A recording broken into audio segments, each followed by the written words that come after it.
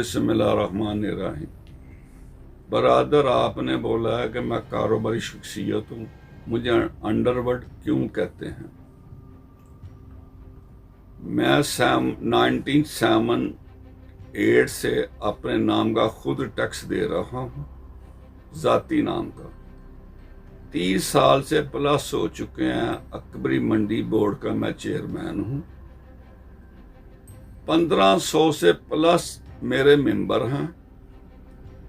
एक मेंबर से भी आप पूछ सकते हैं कि मैंने बता दे जलालत है, मैंने कभी किसी के फैसले के भी पैसे लिए हैं।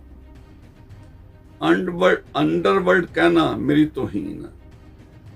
प्लीज आपकी मेहरबानी। तो भट्ट साहब, ये ट्रक्का वाला ख़ानदान के साथ दुश्मनी आपकी कैसे शुरू हुई और ये कब से चल रही है दुश्मनी? और क्या दोनों ख़ानदान जो हैं वो ये दुश्मनी ख़त्म करना भी चाहते हैं कभी? आपने मुझे बोला है कि टीपू ट्रक्का वाले से आपकी कैसे दुश्मनी शुरू हुई। मेरी इनके साथ कोई दुश्मनी नहीं थी, ना है, ना मैं समझता हूं। ये जो बात कर रहे हैं ना कि बिल्ला ट्रक्का वाला मर्डर होता है, क्यों होता है? टीपू ट्रक्का वाले, बिल्ले ट्रक्का वाले ने अपने बंदे थे इनके, जिसका नाम नीफा भी था, बाबा भी था, बोला सुनियारा भी था, माइयों गुज्जर भी था, और भी काफी से। इन्होंने उनसे बंदे मरवाते थे। इन्होंने अकबरी मंडी में बंदे मरवाए, जिसका नाम मीरुद्दीन था, एक गुज्जर बरादरी का था, एक और कोई था।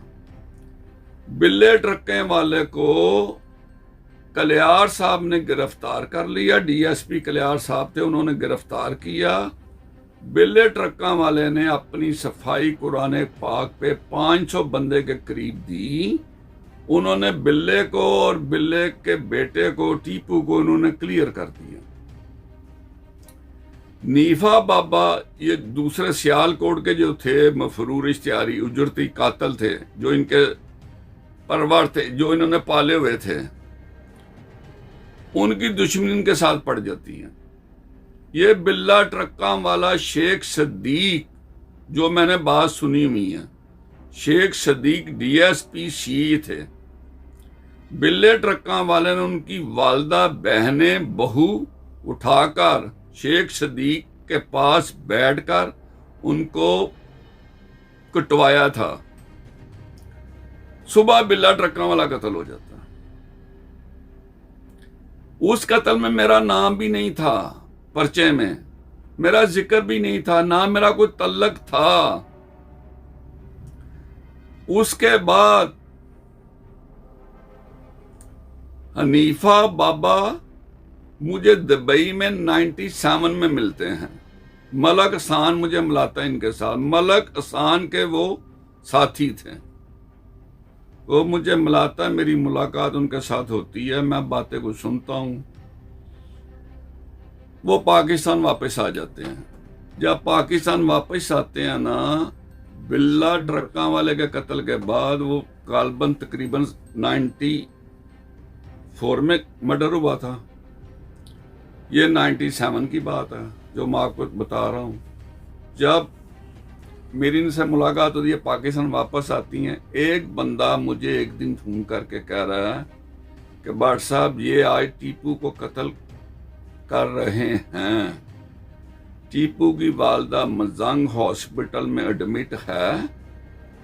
हॉस्पिटल मुझे अब नाम याद नहीं है, वो मजंग हॉस्पिटल में एडमिट है।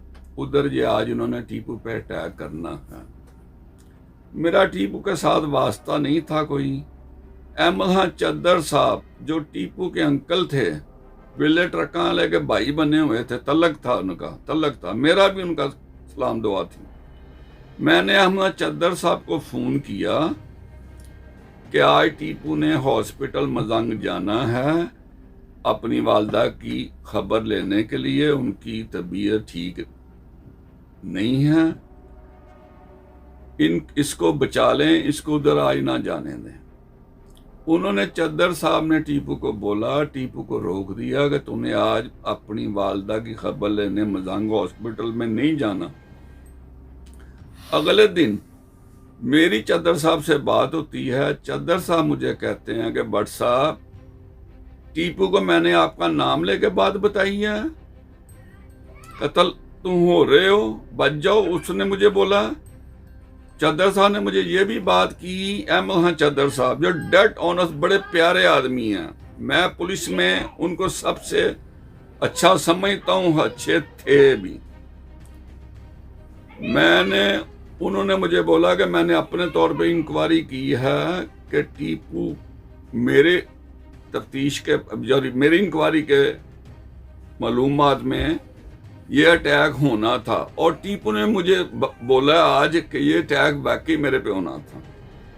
भाई मुझे ये बताएं, मैं टीपू के वाले में कत्ल में था जब मेरा हाथ था, नाम तो मेरा पर्चे में नहीं था, हाथ था, तो मुझे टीपू को बचाने की क्या जरूरत थी?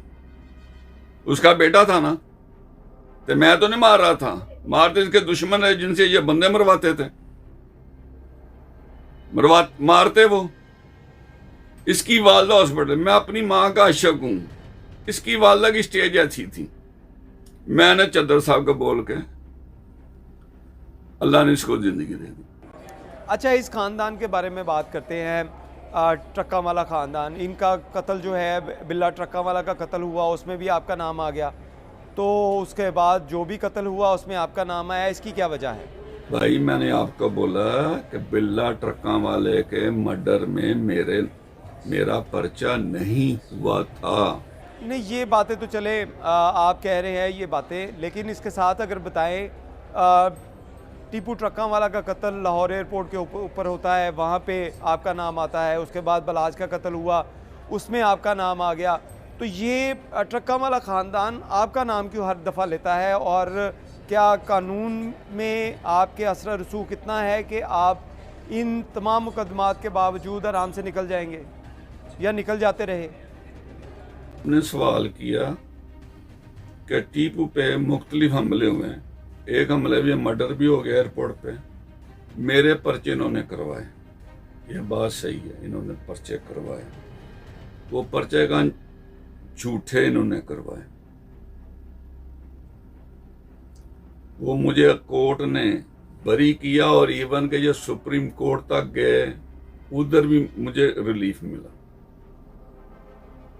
तो ये पर्चे क्यों करवाते थे, ये भी मैं थोड़ी आपको डिटेल में बात सुना सकता हूं।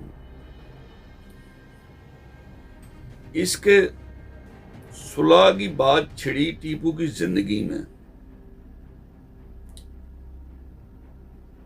शफकात साहब थे, इस पे 5 मर्डर होते हैं, इस पे 5 मर्डर होते हैं लक्ष्मी चौक में, नूरी नत वगैरह थे, और टीपू पे पर्चा होता है। मुझे शफकात साहब पूछते हैं कि भट्ट साहब, टीपू बेगुनाह के गुनाहगार हैं। एक मेरा दोस्त भी था, वो शफकात साहब के भी करीब थे, उनका नाम था जुगनू, निकनेम उनका जुगनू, जंगीर भट्ट उनका नाम है। मैंने शफकात साहब को बोला, शफकात साहब ये बेगुनाह है, इसको क्लियर कर दें। मेरा दोस्त भी जाके मिलता था टीपू को, और टीपू को रिलीज करवा के टीपू के घर छोड़कर आया था। टीपू उसके बगैर घर जाना नहीं चाहता था, कहता मैंने पुलिस वालों के साथ जाना, मुझे आप लेकर जाएं। वो छोड़कर भी आया था।